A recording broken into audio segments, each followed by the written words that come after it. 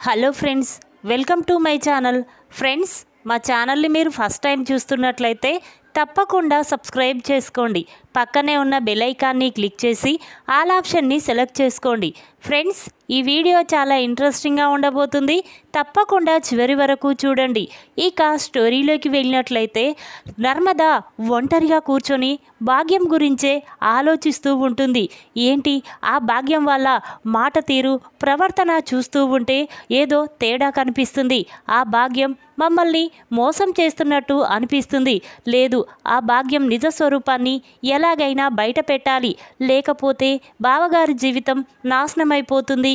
ఎలా అని చెప్పి ఇక నర్మద ఆలోచిస్తూ బయటికి వస్తుంది. ఇక ఇంతలోనే చందు శ్రీవల్లితో ఫోన్లో మాట్లాడుతూ ఉంటాడు. ఇక చందు మాత్రం, చూడు శ్రీవల్లి, డబ్బు ఎక్కడ వెతికినా దొరకలేదు, కానీ ఇప్పుడు ఏం చేయాలో నాకు అర్థం కావడం లేదు అని చందు అంటాడు. అప్పుడు శ్రీవల్లి, అదేంటండి, మీరు డబ్బు ఇస్తేనే ఇక్కడ పెళ్లి పనులు స్టార్ట్ చేస్తాం కదా, ఇప్పుడు మీరు ఇలా మాట్లాడితే మేము ఎక్కడ తెచ్చుకోవాలి? అందుకే చెప్పాను కదా పెళ్ళి ఒక 10 రోజులు వాయిదా వేయమని. కానీ మీరు చెప్తే వినకుండా నాకు డబ్బు పంపిస్తానని చెప్పారు. కానీ తీరా ఇప్పుడు చూస్తే ఆ డబ్బులు లేవని చెప్తున్నారు. ఎలా అని చెప్పి శ్రీవల్లి అనగానే అప్పుడు చందు, లేదు శ్రీవల్లి, నా ఫ్రెండ్స్ దగ్గర ప్రయత్నించాను, కానీ ఎక్కడ డబ్బు దొరికే పరిస్థితి కనిపించడం లేదు. ఏం చేయాలో నాకు కూడా అర్థం కావడం లేదు అని చెప్పి ఇక శ్రీవల్లి చందు ఇద్దరు మాట్లాడుకుంటూ ఉంటారు. ఇంతలోనే అటుగా వెళుతున్న నర్మద చందు మాటలు విని ఒక్కసారి స్టన్ అవుతుంది. అంటే ఆ భాగ్యం బావని మోసం చేస్తుందన్నట్టు.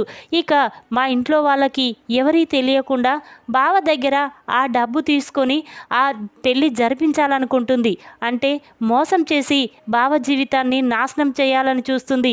లేదు, ఎలాగైనా బావ జీవితాన్ని నిలబెట్టాలి అని చెప్పి ఇక నర్మద అనుకుంటూ, లేదు, బావ చాలా అమాయకుడు, ఏ విషయం గురించైనా మావయ్యతో చెప్పేసి ఉండడు.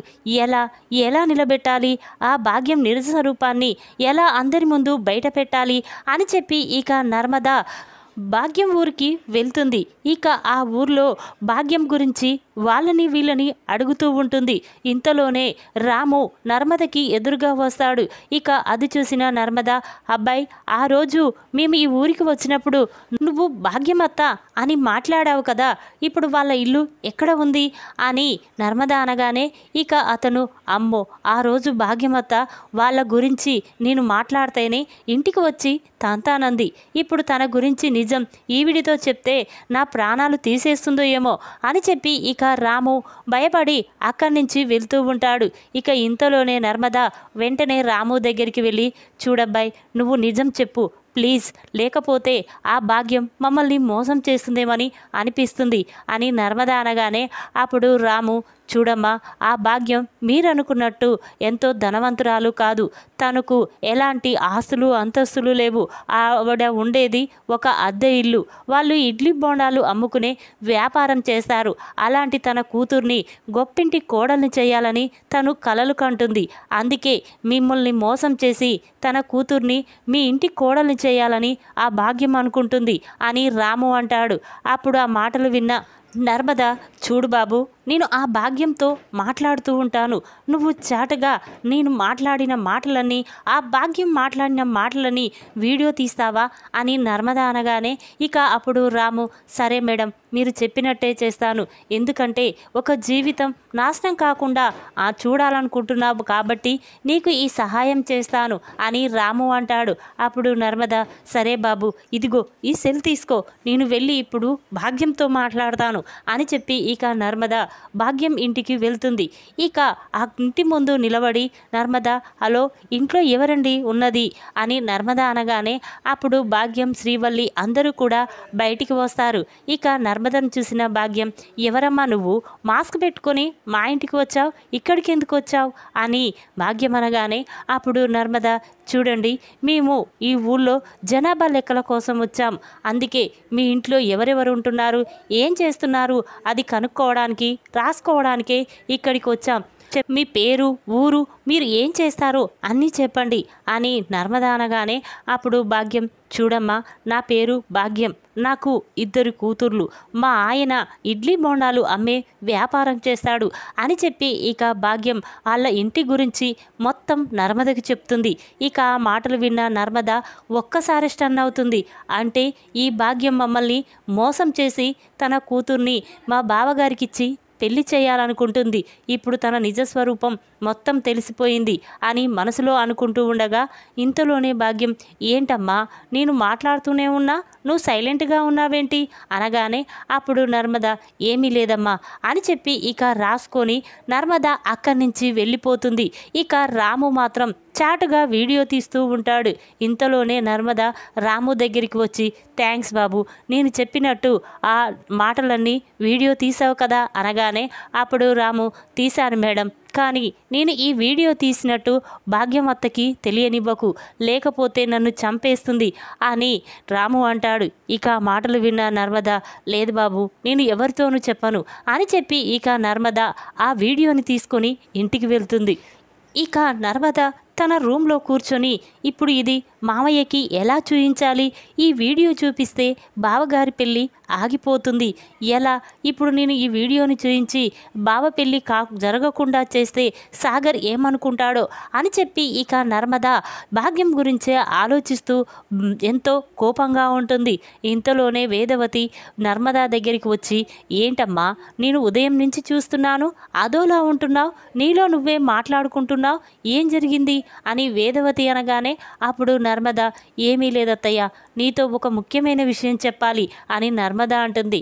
అప్పుడు వేదవతి, ఏంటమ్మా అది చెప్పు అనగానే అప్పుడు నర్మద, చూడత్తయ్య, ఆ భాగ్యం మనం అనుకున్నంత మంచిదేమీ కాదు అని నర్మద అనగానే అప్పుడు వేదవతి, అమ్మాయి ఏం మాట్లాడుతున్నావు, 2 రోజుల్లో పెళ్లి పెట్టుకొని ఇప్పుడు వాళ్ళ గురించి తప్పుగా మాట్లాడడం ఏంటి అనగానే అప్పుడు నర్మద, నిజమే అత్తయ్య, నేను చెప్తే ఎవరు నమ్మరనే నేను అక్కడికి వెళ్ళి వీడియో తీసుకొని వచ్చాను, ఇదిగో చూడండి అని చెప్పి ఇక నర్మద తన దగ్గర ఉన్న వీడియోని వేదవతికి చూపిస్తుంది. అది చూసిన వేదవతి ఒక్కసారి స్టన్ అవుతుంది. అప్పుడు వేదవతి, ఏంటమ్మా ఇది, ఈ భాగ్యం ఇలా చేసిందేమిటి, ఇన్ని రోజులు పెద్దోడికి పెళ్లి సంబంధం కుదరలేదని ఎంతో బాధపడ్డాం, తీరా వచ్చేసరికి పెళ్ళి 2-3 రోజులు ఉందనేసరికి వీళ్ళ నిజస్వరూపం బయటపడింది. ఇప్పుడు ఈ విషయం మావయ్యకి తెలిస్తే బాధపడతాడు, చందు పెళ్ళి ఆగిపోతే ఇక మావయ్య ఇక జన్మలో కోలుకోలేడు, ఏం చెయ్యాలి అని చెప్పి వేదవతి అంటూ ఉంటే అప్పుడు నర్మద, అత్తయ్య ఏమి చేయలేము, ఇక ఈ వీడియోని మావయ్యకు చూయించి బావ పెళ్ళి జరగకుండా చేయాలి, లేకపోతే ఇప్పుడు ఈ విషయం మనలో దాచిపెట్టుకుంటే ఇక బావ జీవితం నాశనమైపోతుంది, ఇక ఆ భాగ్యం తన కూతుర్ని తెచ్చి బావకిచ్చి పెళ్లి చేస్తుంది, దాంతో మన ఇంట్లో ఎన్నో సమస్యలు గొడవలు వస్తాయి అని నర్మద చెప్పగానే అప్పుడు వేదవతి, సరేనమ్మా, ఈ వీడియో తీసుకొని మావయ్యకు చూపిద్దాం పద అని చెప్పి ఇక వేదవతి నర్మద అందరూ కూడా హాల్లోకి వస్తారు. ఇక ఇంతలోనే వేదవతి, ఏమండి ఇక్కడ రండి అని పిలుస్తుంది. అప్పుడు రామరాజు హాల్లోకి వచ్చి, ఏంటి బుజ్జమ్మ, తీరిగ్గా హాల్లో కూర్చొని కబుర్లు చెప్పుకుంటున్నారా, పెళ్లి పనులు ఎక్కడివక్కడే ఉన్నాయి, చెయ్యకుండా ఇక్కడేం చేస్తున్నారు అని రామరాజు అనగానే అప్పుడు వేదవతి, అది కాదండి, నేను చెప్పేది వినండి, ఒక్కసారి ఈ వీడియో చూడండి అని చెప్పి ఇక వేదవతి ఆ వీడియోని రామరాజుకి ఇస్తుంది. అది చూసిన రామరాజు ఒక్కసారి స్టన్ అవుతాడు. ఏంటమ్మా ఈ వీడియో భాగ్యంది కదా, మరి భాగ్యం వాళ్ళు ఈ అవతారంలో ఉన్నారేంటి, అతను ఇడ్లీ బోండాలు అమ్మడం ఏంటమ్మా అని రామరాజు అనగానే అప్పుడు నర్మద జరిగిన విషయం మొత్తం కూడా రామరాజుకు చెప్తుంది. అది విన్న రామరాజు ఒక్కసారి స్టన్ అవుతాడు. ఎలా అమ్మా, ఈ భాగ్యం మోసం చేసి తన కూతుర్ని నా కొడుక్కిచ్చి పెళ్లి చేయాలనుకుంటుందా, పద వెంటనే దాని సంగతి చెప్తాను అని చెప్పి రామరాజు అనుకుంటూ ఉంటాడు. ఇక నర్మద మాత్రం, లేదు మావయ్య, ఈ పెళ్ళి ఇష్టం లేదని చెప్పేస్తే సరిపోతుంది, లేకపోతే బావగారి పెళ్ళి ఆగిపోయిందని గొడవ జరుగుతుందని అందరికీ తెలిసిపోవడం ఎందుకు అని నర్మద అనగానే అప్పుడు రామరాజు, సరేనమ్మా అని చెప్పి ఇక తన రూమ్లోకి వెళ్ళి బాధపడుతూ కన్నీళ్లు పెట్టుకుంటూ ఉంటాడు. ఇంతలో ఇంతలోనే చందు రామరాజు దగ్గరికి వెళ్ళి, ఏంటి నాన్న అంతలా బాధపడుతున్నావెందుకు? ఇప్పుడు వాళ్ళు మంచి వాళ్ళు కాదనే కదా ఈ పెళ్ళి ఆగిపోయింది, లేకపోతే వాళ్ళు వద్దని కాదు కదా అని చందు అనగానే అప్పుడు రామరాజు, లేదురా, నీ పెళ్ళి చేస్తానన్న నమ్మకం నాకు ఇప్పుడుతోనే పోయిందిరా. ఇక జన్మలో నా చేతుల మీదుగా నీ పెళ్ళి చేస్తానో లేదో అని బాధగా ఉంది అని రామరాజు అంటూ ఉంటే అప్పుడు చందు, లేదు నాన్న, ఇది కాకపోతే ఇంకోటి, నువ్వెందుకు అంతలా బాధపడుతున్నావు? ఈ విషయం గురించి మర్చిపోనానా అని చందు అక్కడి నుంచి వెళ్ళి ఇక శ్రీవల్లి గురించే ఆలోచిస్తూ బాధపడుతూ ఉంటాడు. పాపం వాళ్ళ అమ్మ చేసిన పనికి శ్రీవల్లి బాధపడుతుంది అని చందు అనుకుంటూ ఉండగా ఇంతలోనే ధీరజ్ సాగర్ చందు దగ్గరికి వచ్చి, అన్నయ్య, అసలు శ్రీవల్లి వదిన ఎంతో మంచిది, కాకపోతే భాగ్యం చేసిన మోసం వల్ల వదిన కూడా ఎంతో బాధపడుతుంది అన్నయ్య, ఎలాగైనా నువ్వు వదినని పెళ్లి చేసుకో అని ధీరజ్ అనగానే అప్పుడు చందు, లేదురా, నాన్న మాటకి ఎదురు చెప్తే ఇక నాన్న మీలాగా నన్ను కూడా క్షమించడు. నాన్న ఏ అమ్మాయి మెడలో తాళి కట్టమంటే ఆ అమ్మాయి మెడలోనే తాళి కడతాను, ఇక ఈ విషయం మర్చిపోండిరా అని చందు అంటాడు. ఇక అందరూ కూడా పెళ్ళి ఆగిపోయినందుకు రామరాజు కుటుంబం చాలా బాధపడుతూ ఉంటుంది. ఇక అది గమనించిన భద్రావతి చాలా సంతోషపడుతూ, ఒరే సేనాపతి, ఆ రామరాజు ఎంతలా రెచ్చిపోయారా, ఇప్పుడు వాని కొడుకు పెళ్ళి ఆగిపోయిందిరా, ఇప్పుడు రామరాజు కుటుంబం ఎంతో బాధపడుతుందిరా, అది చూసి నాకు చాలా సంతోషంగా ఉంది. ఎప్పుడు ఇలాగే ఆ రామరాజు కుటుంబం నాశనమైపోవాలి, బాధపడుతూ ఉంటే అది నేను చూసి సంతోషపడాలి. ఎందుకంటే వాడు నా కుటుంబాన్ని ఎంతో బాధ పెట్టాడు, నా చెల్లెల్ని, నా మేనకోడల్ని తీసుకువెళ్ళి మాకు తీరని బాధని మిగిల్చాడు. అందుకే ఆ రామరాజు ప్రతి క్షణం బాధపడుతూనే ఉండాలి అని చెప్పి ఇక భద్రావతి, సేనాపతి అందరూ కూడా అనుకుంటూ ఉంటారు. ఈ విధంగా మారువేషంలో భాగ్యం ఇంటికి వెళ్ళి భాగ్యం నిజ స్వరూపాన్ని వీడియో తీసి రామరాజు వేదవతి ముందు బయటపెట్టిన నర్మద షాక్లో చందు. ఈ వీడియో కనుక మీకు నచ్చినట్టయితే లైక్ చేయండి. మరిన్ని వీడియోల కోసం మా ఛానల్ని తప్పకుండా సబ్స్క్రైబ్ చేసుకోండి. Thanks for watching.